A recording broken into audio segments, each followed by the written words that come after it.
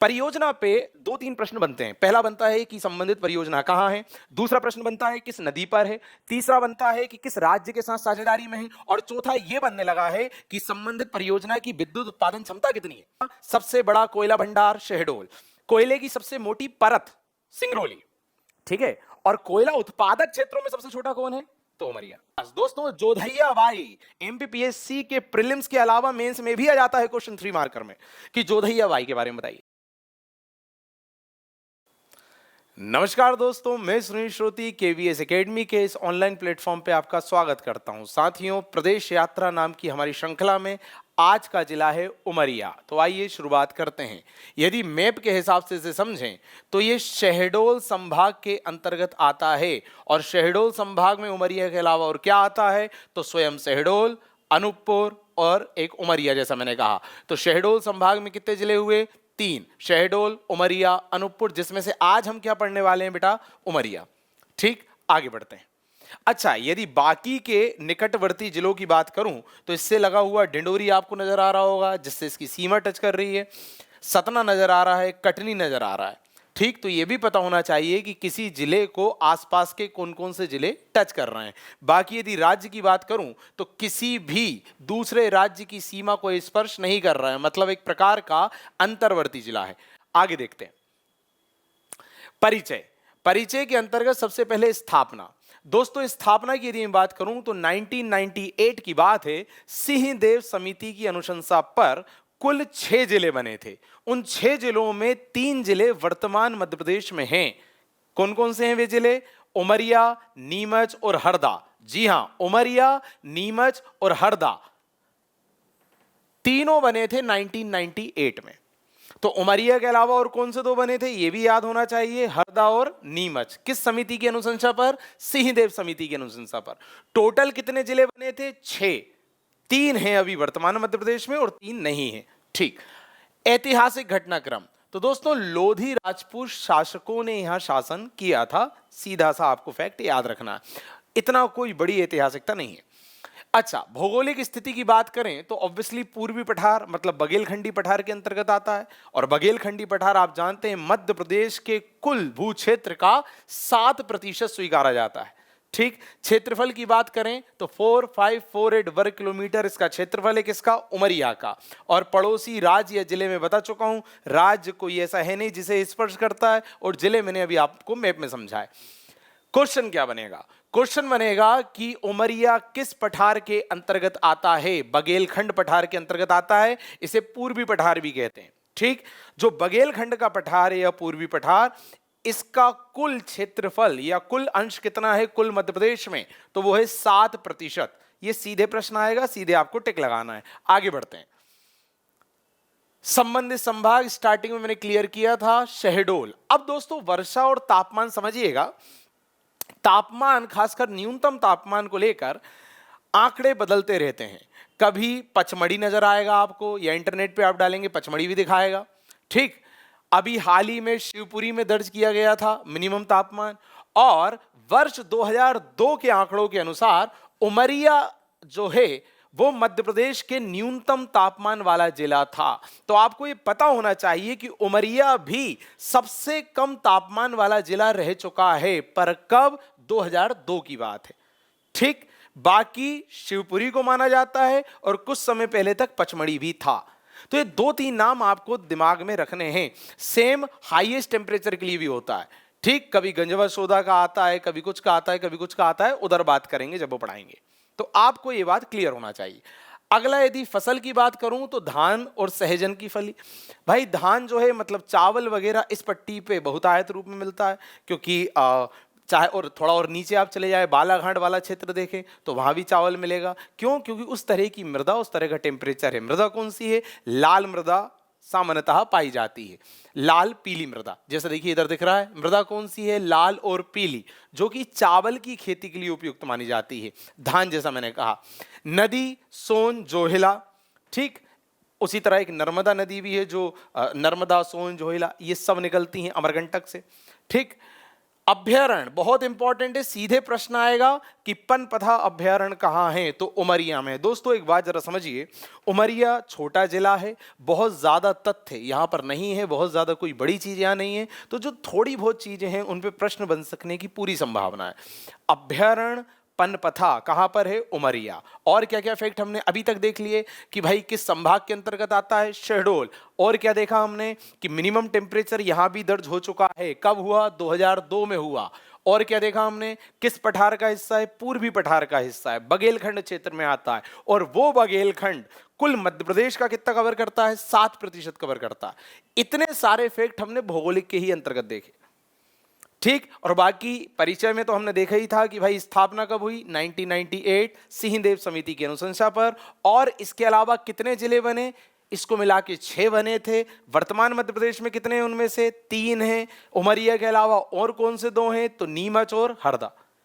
इतने सारे घुमा फिरा के भी क्वेश्चन आ सकते हैं, तो आपसे बनेंगे। आगे देखिएगा, परियोजना। अब परियोजना की यदि बात करें, देखिए नदी, अभ्यारण्य, ये सब हमने देख लिया। परियोजना, तो दोस्तों यहां संजय गांधी ताप विद्युत केंद्र भी है और वीर सिंहपुर जल विद्युत परियोजना भी है। परियोजना पे 2-3 प्रश्न बनते हैं। पहला बनता है कि संबंधित परियोजना कहां है, दूसरा प्रश्न बनता है किस नदी पर है, तीसरा बनता है कि किस राज्य के साथ साझेदारी में है, और चौथा यह बनने लगा है कि संबंधित परियोजना की विद्युत उत्पादन क्षमता कितनी है। तो 4 प्रश्न सीधे बन सकते हैं। तो देखिए इधर संजय गांधी ताप विद्युत केंद्र कहां है, वीर सिंहपुर उमरिया के आसपास, 1993। क्षमता कितनी है, 1340 मेगावाट। क्लियर। वीर सिंहपुर में भी जल विद्युत परियोजना है, कितनी क्षमता है, 20 मेगावाट। तो क्षमता पे आपको नजर रखना है। और किसी दूसरे राज्य के साथ साझेदारी यदि हो रही होगी किसी परियोजना की, तो वो भी हम बताएंगे, उसको भी आपको याद रखना है। किस जिले में है, जैसा मैंने बताया उमरिया में है। खनिज इंपॉर्टेंट है दोस्तों। कोयला जो है, आप सभी जानते हैं कि कोयले का सर्वाधिक भंडार मध्य प्रदेश में आपको शहडोल में मिलता है, ठीक। कोयले की सबसे मोटी परत आपको सिंगरौली में मिलती है, ठीक। और कोयले का सबसे न्यूनतम भंडार यदि कहीं है तो शहडोल संभाग के ही अंतर्गत आने वाले उमरिया में है। कोयला उत्पादक क्षेत्र है पर सबसे छोटा, सॉरी मैंने गलत बोल दिया था कि कोयले का सबसे कम भंडार या न्यूनतम कोयला, कोयला न्यूनतम नहीं, कोयला उत्पादक जो क्षेत्र है उनमें सबसे छोटा है उमरिया। तो क्या होता है कि प्रश्न कैसे आएंगे, मैंने क्या बोला, सबसे बड़ा कोयला भंडार शहडोल, कोयले की सबसे मोटी परत सिंगरौली, ठीक है। और कोयला उत्पादक क्षेत्रों में सबसे छोटा कौन है, तो उमरिया। तो थोड़ा सा ये आप ध्यान रखिएगा।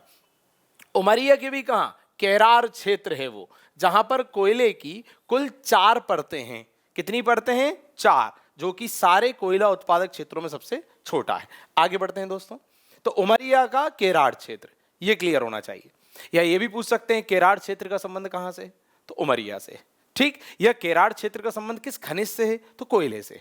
यह भी बन जाता है क्वेश्चन कि निम्न में से कोयले का संबंध किस क्षेत्र से, तो केरार क्षेत्र से। यह भी पता होना चाहिए। आगे देखेंगे आर्थिक, दोस्तों यहां लाख का कारखाना है, उद्योग है, यही एक प्रमुख उद्योग है यहां पर। और अनुसंधान केंद्र की बात करें तो कृषि विज्ञान केंद्र यहां विद्यमान है। सांस्कृतिक परिदृश्य, जनजाति कौन सी पाई जाती है, खेरवार, बिल्कुल कंठस्थ करने वाला पॉइंट याद कर लो। मेला कौन सा लगता है, कबीरपंथी मेला लगता है।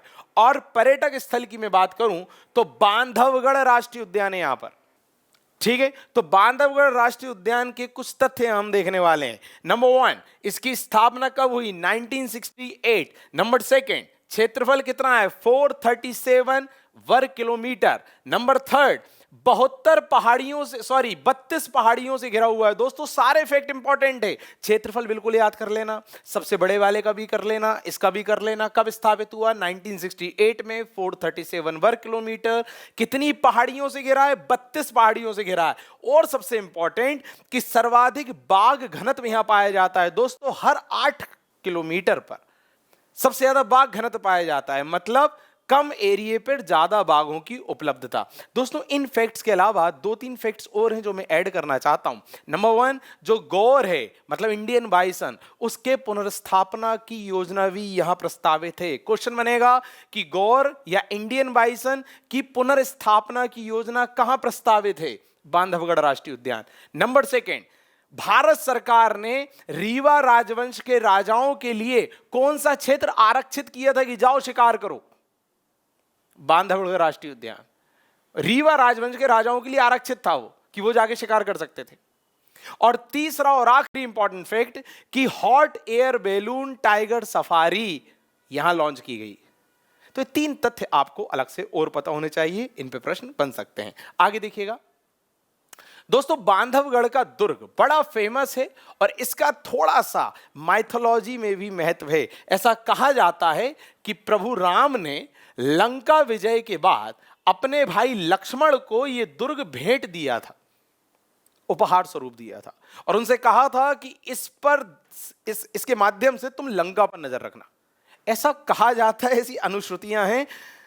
तो आपको यह पता होना चाहिए कि क्वेश्चन घुमा कुछ भी आ सकता है कि प्रभु श्री राम का संबंध किस दुर्ग से माना जाता है, इस तरह से कुछ भी दे सकता है। तो क्या है, इस किले को श्री राम ने लंका विजय के बाद लक्ष्मण को भेंट देकर लंका पर नजर रखने को कहा था, और यही कारण है कि इसे भाई का किला भी कहते हैं, भाई का किला। और सुनिए, यहां पर चमत्कारी योगी की समाधि, क्षीर सागर कुंड विद्यमान है, और यहां के जो शिलालेख हैं वो संस्कृत भाषा में प्राप्त हुए हैं।